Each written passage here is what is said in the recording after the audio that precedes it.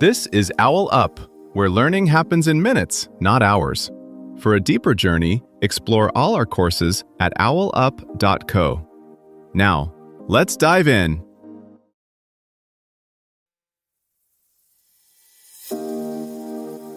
Chapter 2 of Behind the Curtain, The Cultural Cold War, The Jazz Ambassadors, Music as a Weapon. In this chapter, you'll learn: describe how jazz music was used as a tool for American cultural diplomacy. Let's dive in!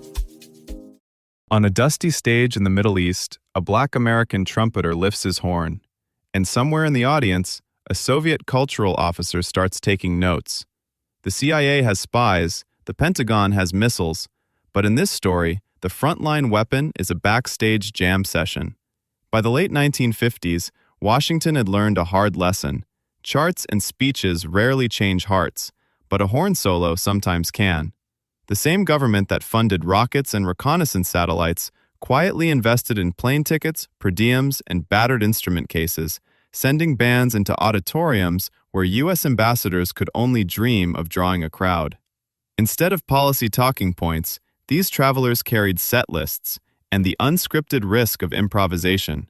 They walked into places where colonial flags had just come down, where newspapers printed U.S. race riots alongside Soviet boasts.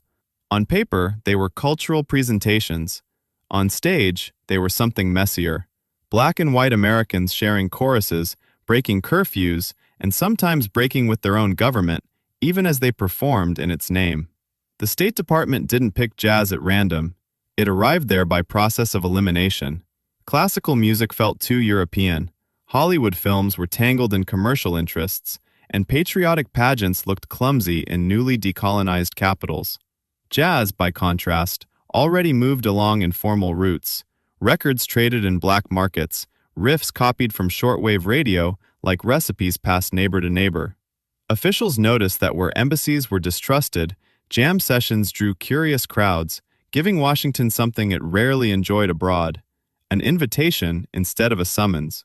The first official tour in 1956 put Dizzy Gillespie's big band on a plane to the Middle East and South Asia, backed not by a record label, but by the State Department's seal.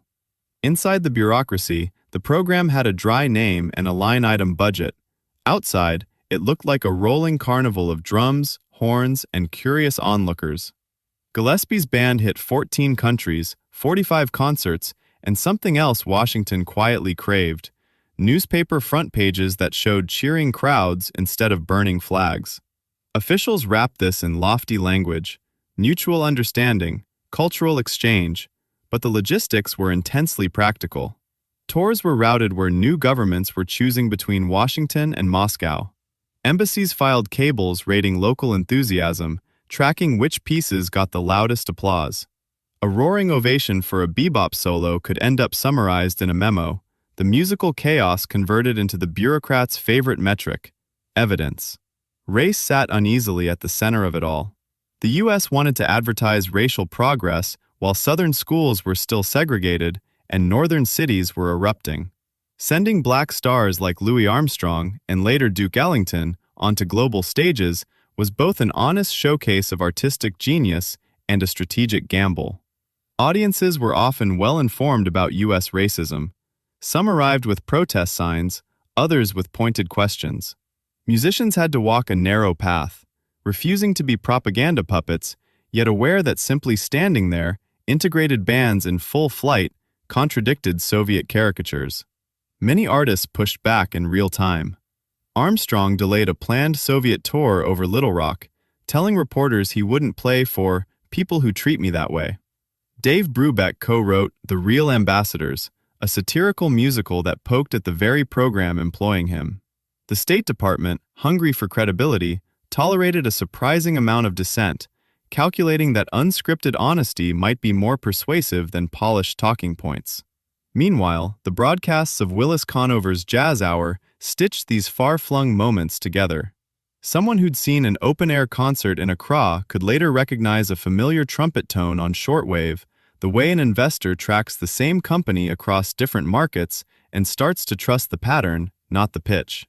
Bit by bit, a sonic map of America circulated, complex, sometimes dissonant, but unmistakably alive. Ellington's band stepping into newly independent Nigeria wasn't just a concert, it was closer to an unscheduled town hall. On stage, they'd quote local folk melodies inside long solos, a musical nod that said, "We hear you," without a speech or slogan. Listeners caught that. Some brought home the memory like a souvenir. Others formed local bands, translating what they'd heard into their own idioms, so the American message returned a little less American each time. In Eastern Europe, students huddled in dorm rooms around smuggled tapes of these tours, reading them the way traders read price charts, searching for signals beneath all the noise. How tense is the crowd? Does the band sound free or cautious? A blistering drum break could feel like a hint that not everything in the West matched official brochures, but that something real was breathing there. And sometimes the current reversed. Musicians came home with new scales, rhythms, and politics, having absorbed as much as they projected, turning a one-way campaign into a loop. Governments still hire bands, but the crowd now also follows YouTubers and underground playlists. A slick anthem endorsed by a ministry can feel like an ad, while a scrappy bedroom track crosses borders on its own. Future jazz ambassadors may be algorithm-selected as much as hand-picked, their tours mapped by streaming data instead of cables.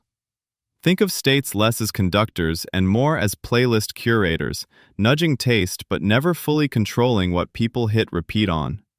In the end, these tours left more questions than answers. Who owns a song once it's crossed 50 borders? When a style born in segregation becomes a global language, does it dilute protest or spread it, seed-like, on the wind?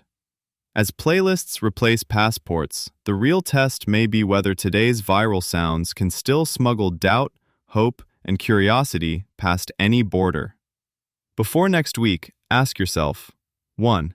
If Louis Armstrong had been invited into my community as a cultural ambassador today, what tension, stereotype, or silence would I most want his band to challenge? And where in my daily life do I currently avoid that kind of uncomfortable bridge building? 2. Thinking about how the State Department sent black jazz musicians abroad while Jim Crow laws still stood at home, where do I see a gap between what my country, or workplace, or community says it values and what actually happens? And what's one specific conversation I could have this week to gently call out that contradiction? 3. If jazz as a weapon really means improvising with courage and listening, what's one real situation coming up? A meeting, family debate, online thread, where I could experiment with more listening, more openness, and a little more creative response instead of my usual defensive script. This was OwlUp, your daily step forward. To keep learning with structured courses and more insights, go to owlup.co. Until tomorrow!